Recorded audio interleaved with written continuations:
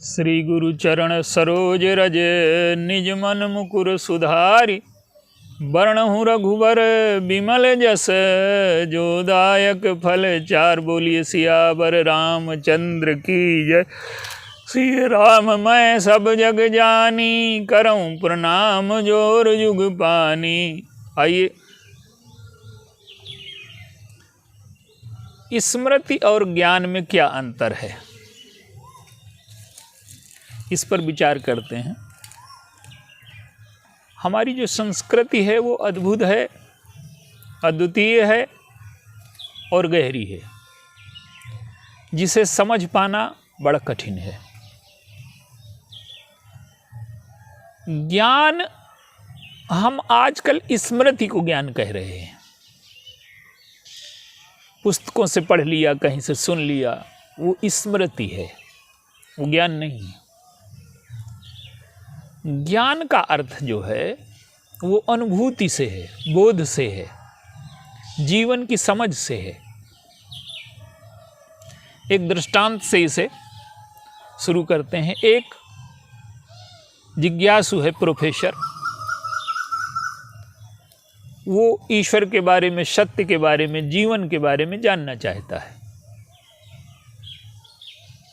जीवन, ईश्वर और सत्य पर्यायवाची हैं, समझने का ढंग भर अलग अलग है।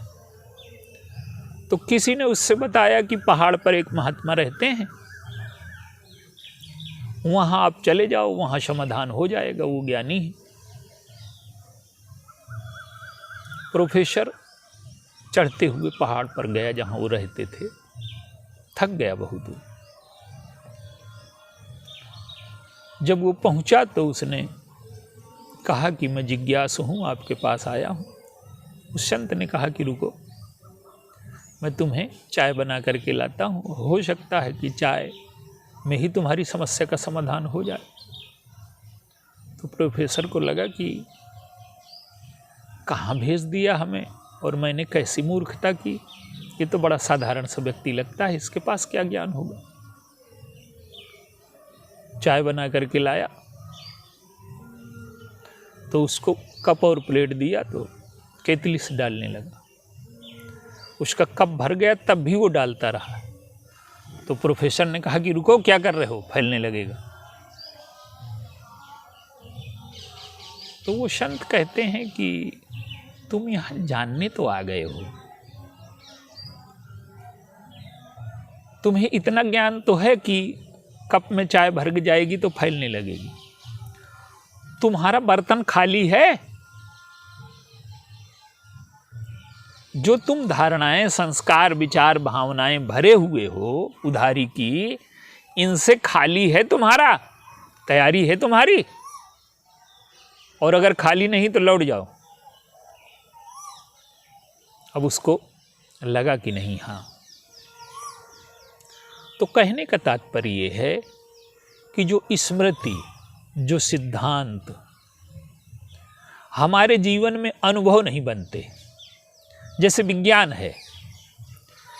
विज्ञान बाहर प्रयोग करता है और अनुभूति और बोध हम उसे कहते हैं जब हमारे अंतःकरण में जो प्रयोग किए जाते हैं।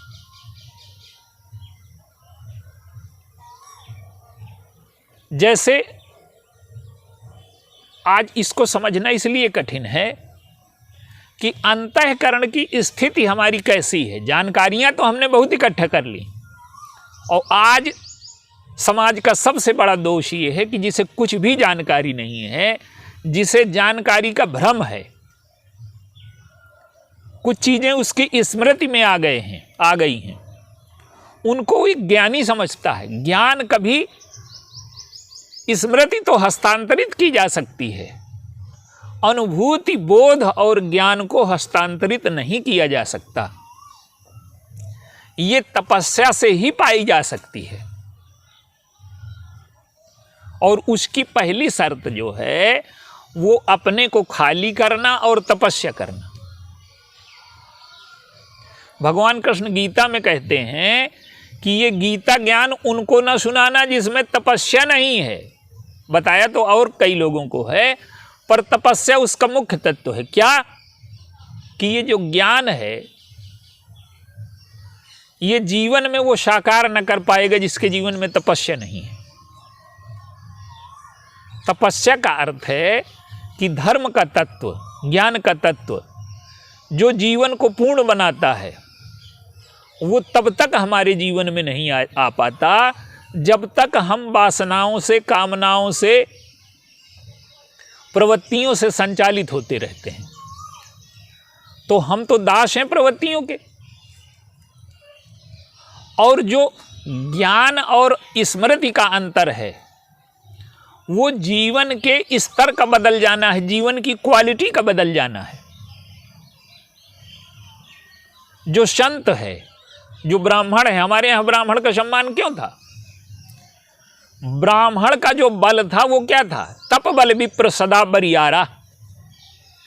ब्राह्मण का बल तपस्या था।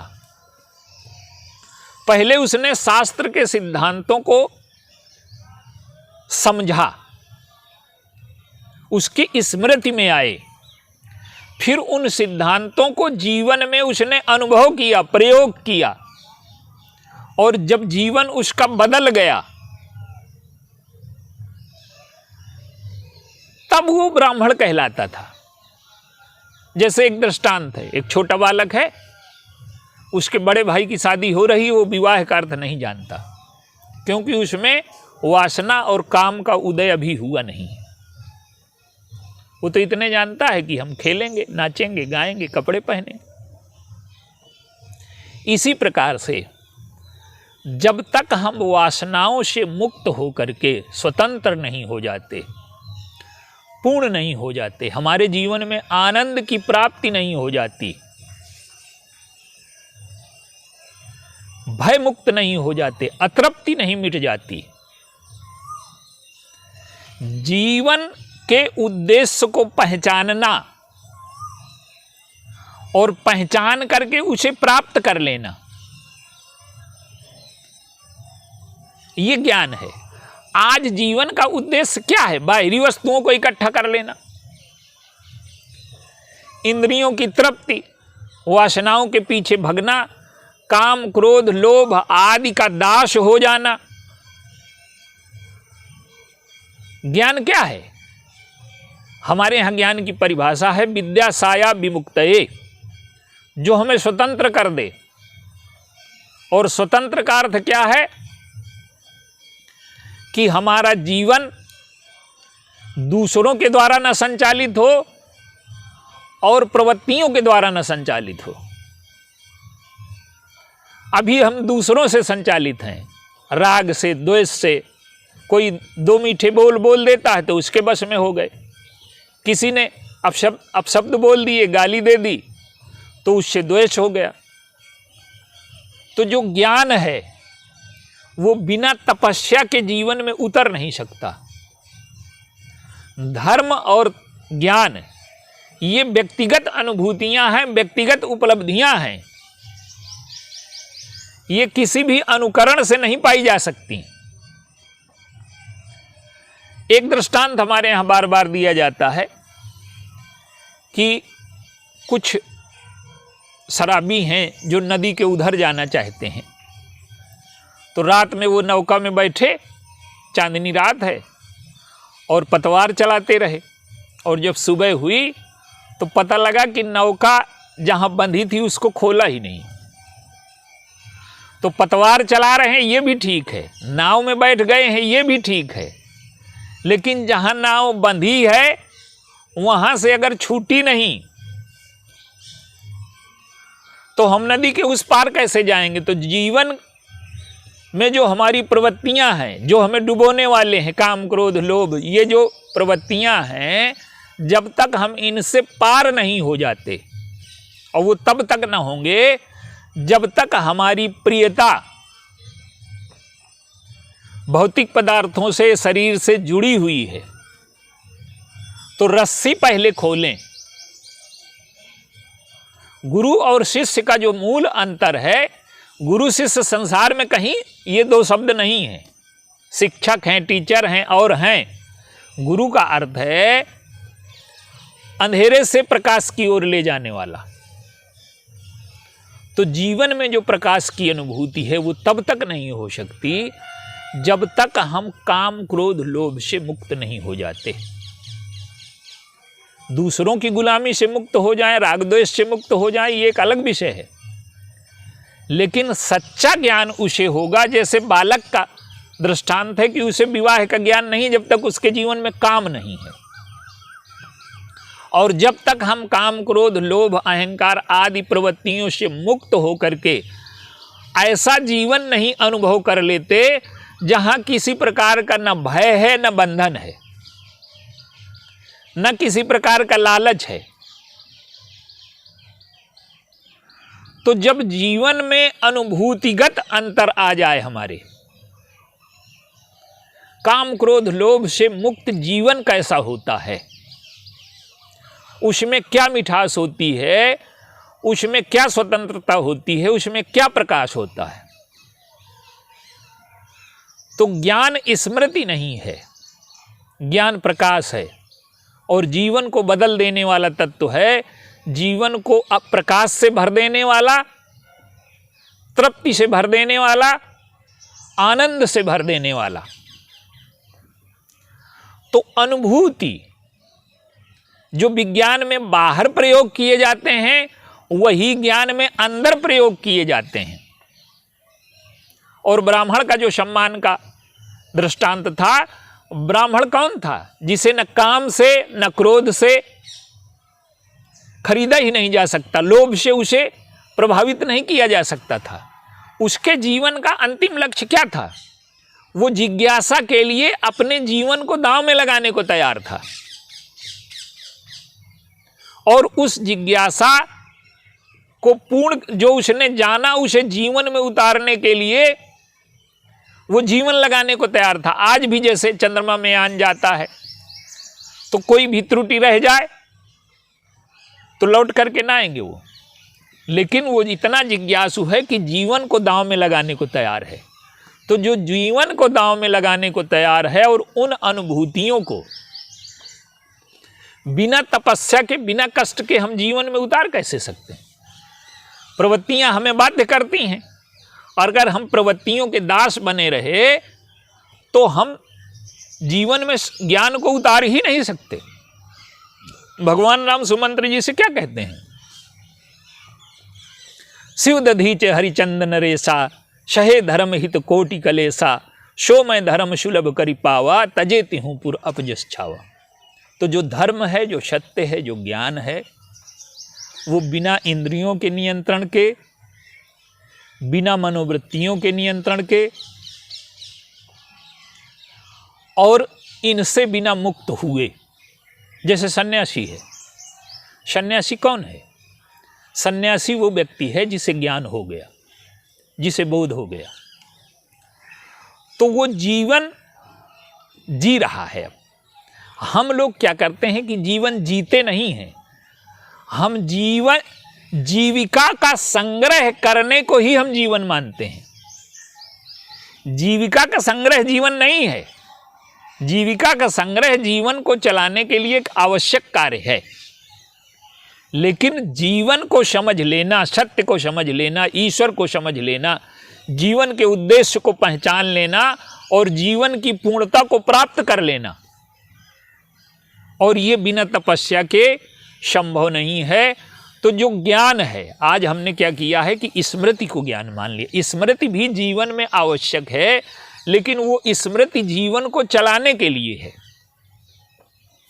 अच्छे बुरे का हम भेद कर सकें, जहर न खा लें, अमृत, जो भी विभाजन है, स्मृति से हम जीविका और जीवन चला सकते हैं। जीवन का रहस्य क्या है, जीवन की पूर्णता क्या है, जीवन को समझना क्या है, और ये तब तक नहीं हो सकता जब तक हमारे जीवन में जिज्ञासा न हो, हम खाली न हो।